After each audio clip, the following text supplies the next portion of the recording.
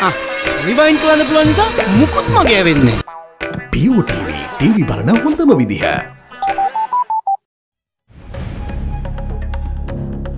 Good evening. Tonight, up in the air. The elephant relocation program at the Singharaja Forest Reserve halted, but the Minister of Wildlife is determined to persevere. Lingering uncertainty. Former President Mahinda Rajapaksa insists that a presidential candidate from the joint opposition cannot be determined yet. Diversification.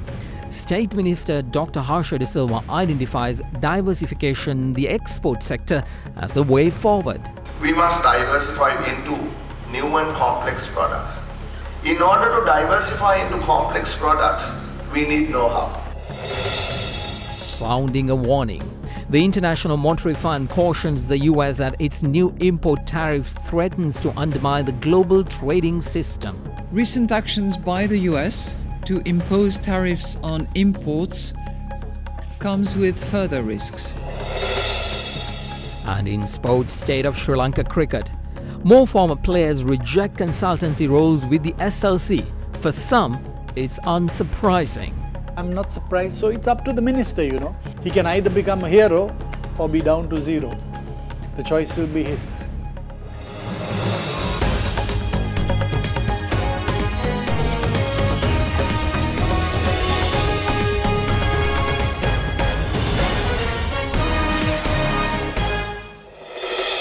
It's 9 o'clock on the dot. This is First at 9 on Other Derana 24/7, Sri Lanka's news channel. Hello everyone, I'm Mahesh Johnny. Many stories to report to you tonight, so let's begin with a look at local news. Now, yesterday we brought you a story on how the UNESCO World Heritage status of the Singharaja Forest Reserve rested on the fate of its only 2 remaining elephants. Tonight we have an update. Now, according to UNESCO, the translocations of the 2 elephants will lead to Singharaja Reserve losing World Heritage status. After much deliberation, the translocation operation was brought to a halt under the directiveness of President Maithripala. Today, Minister of Wildlife Field Marshal Fonseca said the translocation operations were temporarily halted, but expressed determination to forge ahead with it. Singharaja rainforest, which is considered to be a World Heritage Site, is roamed by only 2 wild elephants. Minister of Wildlife Field Marshal Sarath Fonseca promised to translocate the 2 elephants upon complaints by villagers who cited threats posed to human life by the elephants. Accordingly, the Department of Wildlife launched an operation yesterday to translocate the only 2 remaining wild elephants of the Singharaja forest. In this backdrop, UNESCO notified Sri Lanka's Department of Wildlife Conservation that the Singharaja Forest Reserve will be at risk of losing its status as a World Heritage Site if these 2 wild elephants roaming the reserve are translocated. With the news breaking out, President Maithripala instructed the relevant authorities yesterday to cancel the translocation with immediate effect. The President further instructed that any translocation efforts should be undertaken with the advice of experts. Officials of the Department of Wildlife who arrived in the area of Putupitia in Rakwana in search of the 2 elephants continue to remain in the area today as well. This afternoon, Minister of Wildlife Field Marshal Sarath Fonseca gave the latest situation on the much debated matter. I mentioned to you earlier that the operation to translocate these 2 elephants are being carried out and that we have even located them. The veterinarians of the Wildlife Department are currently on strike, so 2 veterinarians from the Air Force was sent for this operation. Now I received information that the President has ordered the commander of the Air Force to withdraw their veterinarians from the mission. Owing to this reason, the operation is currently halted. We intend to carry out this operation with great determination no matter what obstacles we face. Not all are of the view that translocation of the only 2 wild elephants in the Singharaja Reserve is the way forward. Environmentalist Attorney at Law Jagat Gunawardena yesterday offered an alternative and a different perspective on the matter to First at 9. Rather than relocating the elephants into a dry zone area where they are certainly going to perish in a very short time, the best option is to have radio collars on these 2 elephants. In this area, there is a lot of illegal gem mining, illegal alcoholic brewing, and also illicit felling of trees and illegal plantation, especially tea. Therefore, the claims of the people have to be weighed against the reasons why they had ventured into the forest. If they had walked into a dangerous situation, then that is their problem. President Maithripala Sirisena today called on Chief Incumbent of the Kataragama Kiribihera Temple, Venerable Kobavaka Dhamminda Thera, to look into the Thera's well-being. Thera was shot recently at the temple and is currently receiving treatment at a private hospital in Colombo. Thereafter, in the evening, the President engaged in a religious program in Polonnaruwa. The ceremony to unveil the newly constructed golden fence at the Onagama Madamaluwa temple in Polonnaruwa was held this evening. The event was held under the auspices of President Maithripala Sirisena.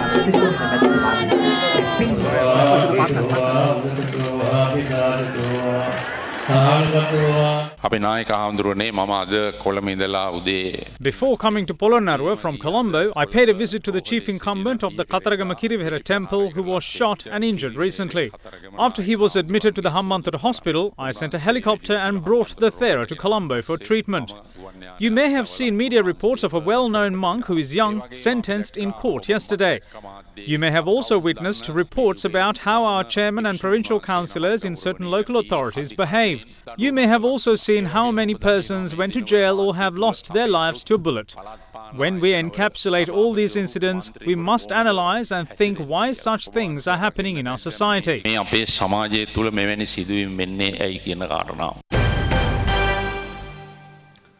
Political specialist and author Daya Gamage, who served at the US State Department as well as the US Embassy in Sri Lanka, gave an insight into the mindset of Washington on Sri Lanka's civil war with the terrorist group, the LTTE.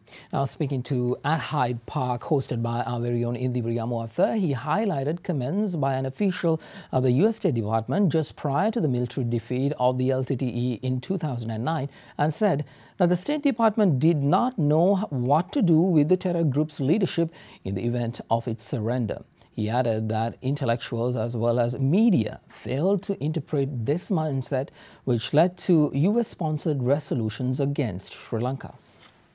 You also on policy towards Sri Lanka. Can we briefly talk about this, especially on the national issue? Especially the Tamil issue, really. The Washington and the Foreign Service officers during that time of the 80s and 90s were of the opinion that the 11% minority Tamils in Sri Lanka were drastically discriminated. The Sri Lankan polity was controlled by a section of the Sri Lankan Sinhalese chauvinist. That was the polity.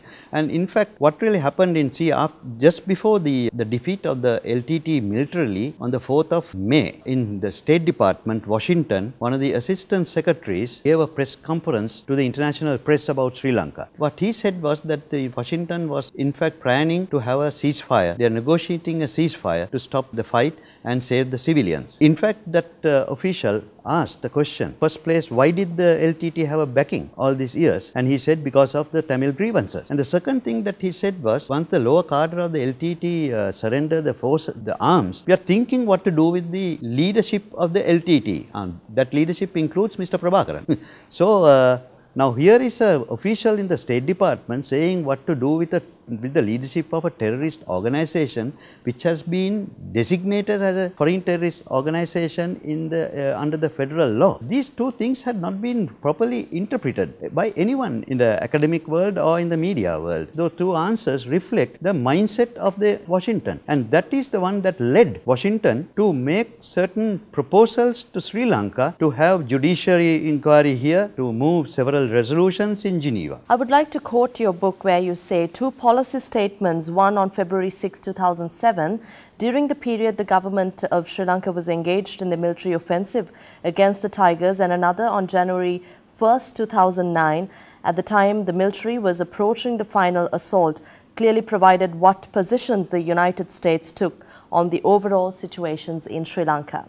You're talking about... Let me clarify this first. A lot of people in Sri Lanka, mostly maybe academics and media, are the opinion that the United States wants to divide this country. That is not correct. They wanted a united Sri Lanka. They wanted the central government power to be devolved, and devolving power to the provinces means at least giving some say for the minority Tamils. Provincial council still had the central government's role played in that. So that is why most of the time the State Department and the American officials here, including the present ambassador, is advocating federalism in Sri Lanka. Tamil political parties, including the LTT, never asked for a federalism. That's a homeland of the Tamils. That is the policy decision that the Washington has taken, really, to devolve power, to give federalism, and to make more 11% Tamils in Sri Lanka more responsible for their own lives. In Sri Lanka, out of that 11%, 54% are domiciled in southern provinces. So some of the things have been ignored, really. The country is actually divided into three. Now in urban area, that 19% that got all the privileges since independence. And who are the people who are living in this area? Is the Tamils, Sinhalese and the Muslims. Now the World Bank report of September 2015 very clearly gives this on Sri Lanka, very clearly gives the poverty and the economic opportunities and economic disparities among these two urban and the rural area. So these are the things that has not been taken note of even by Washington, even by Sri Lankan authorities for the past 10-15 years. Now that's a look at our new program At Hyde Park, hosted by Indivri Amwatha. A repeat of that program can be seen tomorrow at 6:55 right here on Sri Lanka's news channel, Other Derana 24/7. Let's move on with other local stories we have for you tonight. Former President Mahinda Rajapaksa insists that the identity of the presidential candidate of the joint opposition cannot be determined yet. He says it is impossible to single out a possible presidential candidate since there is a debate that he himself qualifies to contest the presidential election in 2020. The former president was responding to questions raised by media after engaging in religious observances at the Temple of the Sacred Tooth Relic in Kandy this morning. Former President Mahinda Rajapaksa visited the Temple of the Sacred Tooth Relic in Kandy this morning. With the presidential election and its possible contestants being a much speculated topic in recent times, journalists quizzed the former president on the subject.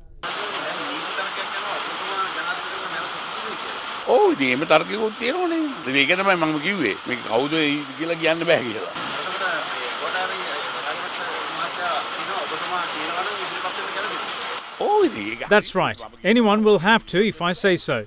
They cannot become Prime Minister, and what I voice is the people's consensus. In the meantime, former President Mahinda Rajapaksa also attended the iftar event held in Kandy yesterday, which was attended by several parliamentarians of the joint opposition.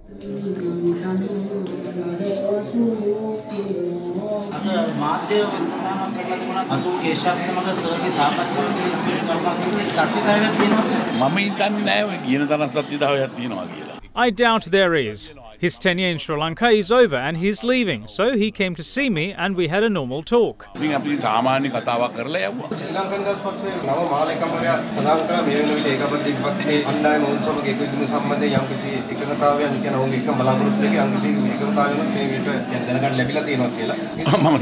I'm unaware of such, since I haven't received such a proposal from both parties. We haven't even discussed it. Well, former Defence Secretary Gotabaya Rajapaksa meanwhile continues to vest the responsibility of deciding on a presidential candidate for the election in 2020 on his brother and former President Mahinda Rajapaksa. The former Defence Secretary expressed his views to media after calling on the chief incumbent of the Gatambe Temple in Kandy today.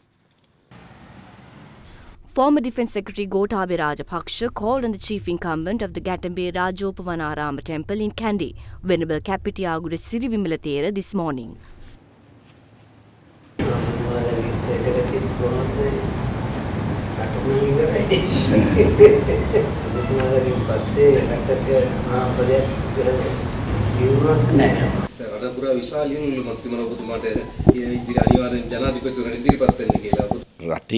The power of citizens revolve around the character of Mahinda Rajapaksa. Those who planned his defeat have realized that they have made a mistake. It is he who should decide the presidential candidate. Then we can take a decision.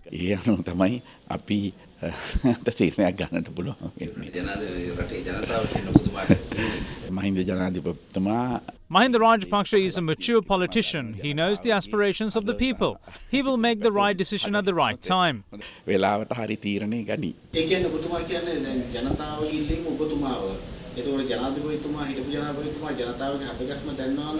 ජනාධිපතිතුමා තෝරන්න ඔබතුමා කියලා කියන ඔබතුමා නෑ මම කියන්නේ ඒක හරිය වෙලාවදී තෝරයි. Well, 32 types of endangered geckos and lizards brought illegally to Sri Lanka were confiscated by airport custom officials today. They were identified via a computer used by a freight forwarding service at the airport. The package was addressed to a false address in Kaluthara. Measures are being taken to return the reptiles back to Australia.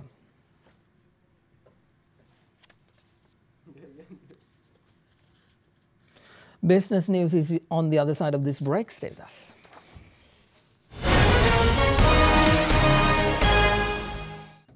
You are watching Sri Lanka's premier news channel, Derana 24/7.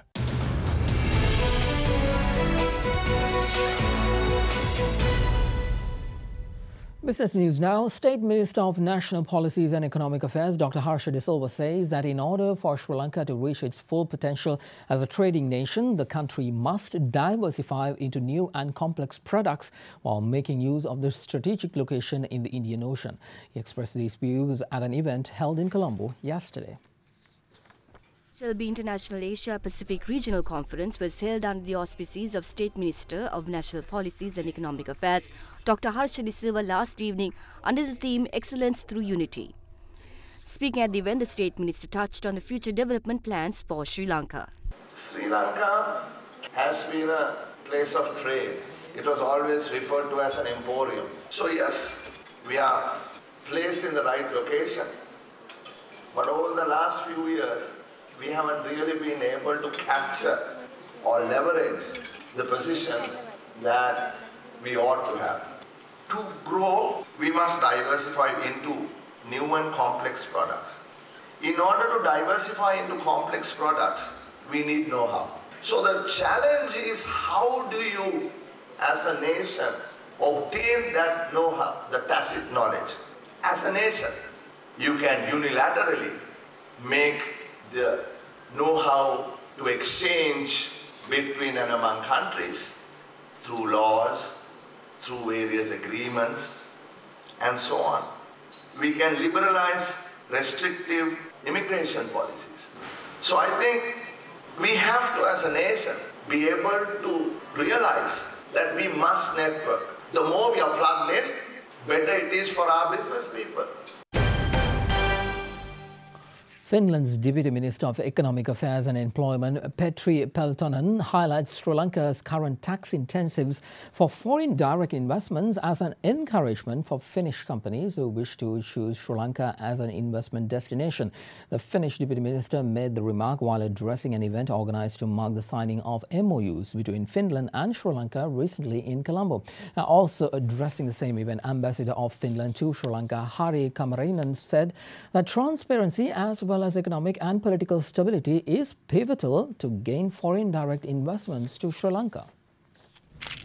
5 Memorandum of Understanding on Education, Digitization, Health and Energy was signed recently between the Sri Lankan government and the Finnish government, along with private sectors of the two countries. The MOUs were signed on the sidelines of a visit by Finnish Deputy Minister of Economic Affairs and Development, Petri Peltonen, and a Finnish business delegation made up of 17 companies seeking collaboration and investment opportunities in Sri Lanka. This is a great hub to operate not only for the Sri Lankan markets, but really for the South Asian markets. And as the country's economy is booming, the stability of the economy and the societies here are strong. So I think those are great assets. You have also quite strong and powerful tax incentives, for example, for foreign direct investments. Those are, I'm sure, very important drivers when Finnish companies are considering of their headquarter locations or manufacturing locations in South Asia. Finnish Ambassador to Sri Lanka, Hari Kamarainen, spoke on factors pivotal to attract foreign direct investments. I think attracting foreign investments takes a lot of work from the private sector and particularly the companies. And I do believe that the more stable, the more predictable the economy becomes, and also the more stable the political system becomes, the more investments you will receive to Sri Lanka. And one factor which also plays into this is transparency. You know, Finland has been rated as one of the most transparent countries in the world, and this is probably one reason why many investors, foreign investors, they feel that the money is safe in Finland. And I do believe the same goes for Sri Lanka. The more stable, the more predictable, and the more open and transparent the society and the economy will be, and the more investments you will attract to your beautiful country. In international business, U.S. President Donald Trump today defied calls for trade diplomacy and pleas to resolve trade differences through negotiations and slapped 25% tariffs on $50 billion worth of Chinese goods. In doing so, he accused Beijing of intellectual copyright theft. Trump's defiance comes in a backdrop where the International Monetary Fund had warned that new U.S. import tariffs threaten to undermine the global trading system and prompt retaliatory responses from other countries and damage the U.S. economy. Now, in a review of U.S. economy policy, the IMF also said that while the country's economic growth is expected to be strong this year and next year, recent tax and spending measures could cause greater risk from 2020 onwards. Trump has relied key allies by pursuing protectionistic trade policies, including the imposition of steel and aluminium tariffs on the European Union, Canada and Mexico. Now, in such a backdrop, Trump yet again slapped 25% tariff on $50 billion worth of Chinese goods, accusing Beijing of intellectual copyright theft. The White House, in a statement, said that the U.S. will impose further tariffs if China retaliates. Recent actions by the U.S. to impose tariffs on imports comes with further risks. Unilateral trade actions can be disruptive and may prove counterproductive to the functioning of the global economy and trading system. As I've said before, a so-called trade war, driven by reciprocal increases in import tariff, gives no winner, and we find generally losers on both sides. The negative impact on the global economy would be serious, not only if the United States takes action, but especially if other countries, as a result, were to retaliate, notably those that would be most affected, such as Canada, such as Germany, and other European countries. You are watching Sri Lanka's #1 news channel, Other Derana 24/7.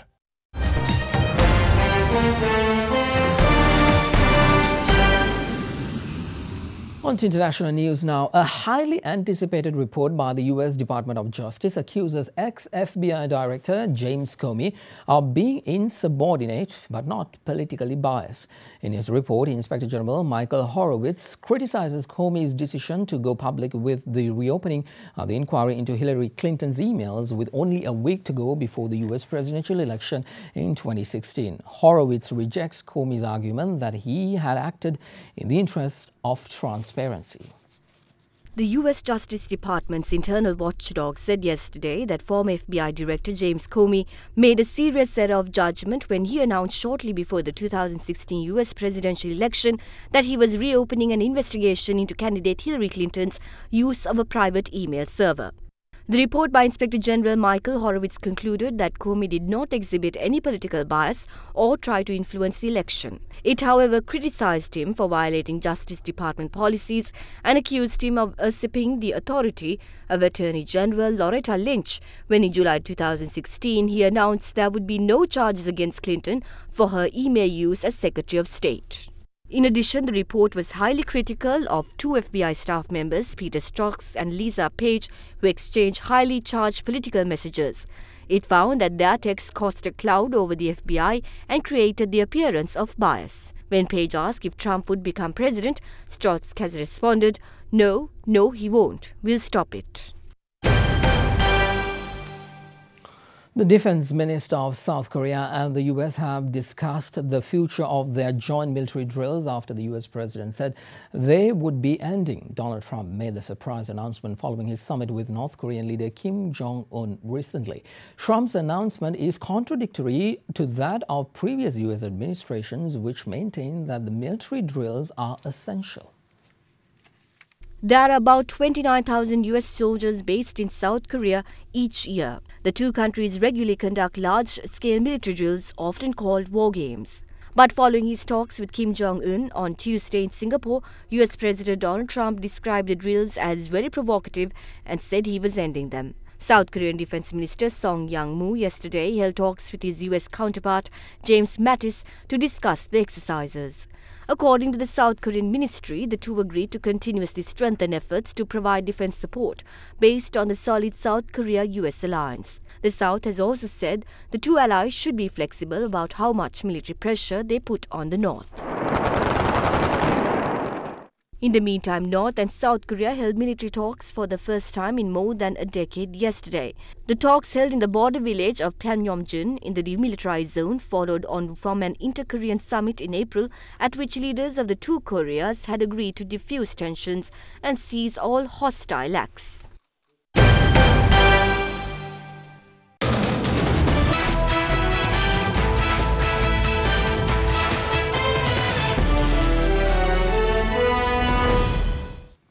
More cricket. Former influential Sri Lankan cricketers Muthaiya Muralidharan and Roshan Mahanama today joined Mahela Jayawardena in rejecting consultancy roles with the country's cricketing governing board, Sri Lanka Cricket. Former captain Jayawardena yesterday took to Twitter and said that he does not have any trust in the system, while Sri Lanka's former spin ace Muralidharan labelled the request as a cunning move to profit from reputable names without any sincere effort to revamp the sport. With such stalwarts of Sri Lanka's cricket turning their back on persevered efforts to revive the sport in the country, not all are surprised by their decision. In an interview with First at 9, former match referee and Sri Lankan cricketer Siddharth Vettamuni sided with the legendary ex-player, saying he too does not see genuine efforts to revive cricket in Sri Lanka. Sri Lanka's cricketing greats Mahela Jayawardena and Kumara Sangakkara was requested to join a special advisory committee formed by the former Minister of Sports Dayasiri Jayasekara last year to revive the country's cricket, which has been on a downward spiral. Jayawardena and Sangakkara was a part of the 6-member committee headed by Hemaka Amarasuriya to make sweeping changes to Sri Lanka cricket's administration and management. This committee comprised two former national captains Anura Tennakon and Aravinda De Silva, Director General of the Sports Medicine Unit Dr. Lakshman Edirisinghe and Ruwan Keragala. Responding to media last year, Jayawardena warned that it was his last attempt to revive Sri Lanka's cricket and said he did not have any faith in the system since recommendations made by him prior to that were not implemented. With the term of Sri Lanka Cricket's office bearers coming to an end, President of Sri Lanka Cricket Tilanga Sumathipala said that the elections to appoint a new board will be held on the 19th of May this year. But the election was later postponed to the 31st of May after new Minister of Sports Faiza Mustafa deemed that SLC had violated its constitution in appointing an election committee. Former Sri Lanka cricketer Nishantha Ranatunga then filed a writ petition in the Court of Appeal seeking an interim order preventing Tilanga Sumathipala running for the presidency of Sri Lanka cricket. The Court of Appeal, however, yesterday lifted the interim order which prevented elections of Sri Lanka cricket and ordered the calling of fresh nominations. In such a backdrop, Chief Executive Officer of SLC Ashley De Silva requested Minister of Sports Faiza Mustafa to appoint Kumar Sangakkara, Mahela Jayawardena, Aravinda De Silva and Roshan Mahanama as well as Muthaiya Muralidharan to lend their support as consultants. Refusing the invitation, Mahela Jayawardena tweeted yesterday, quote, "With all due respect to the selectors and the sports minister, I have spent 1 year in the cricket committee and 6 months in a special advisory committee and no recommendations were implemented. I don't have any trust in the system. If anyone wants to buy time, please don't use us," unquote. Roshan Mahanama and Muthaiya Muralidharan too rejected the request through a letter and via a post on Facebook today. Murali in particular said that he stands by the sentiments expressed by Mahela on not being able to trust the system. First at 9 took the matter up with former match referee and Sri Lankan cricketer Siddharth Vettamuni. Well, honestly, I'm not surprised because I think the cricketers have been around long enough to see the saga that goes on with our cricket administration and the politicization of this whole thing. They are not convinced that the efforts that are being made are genuine. So that's the perception they have, and I don't blame them for it because they have been fooled earlier and I think they just don't want to be fooled again. That's how I see it. So it's just lip service, patchwork to get over certain situations. If the will is not there, and if the courage to do it and do the right thing is not there, nothing will happen. So it's up to the minister, you know. He can either become a hero or be down to zero. The choice will be his.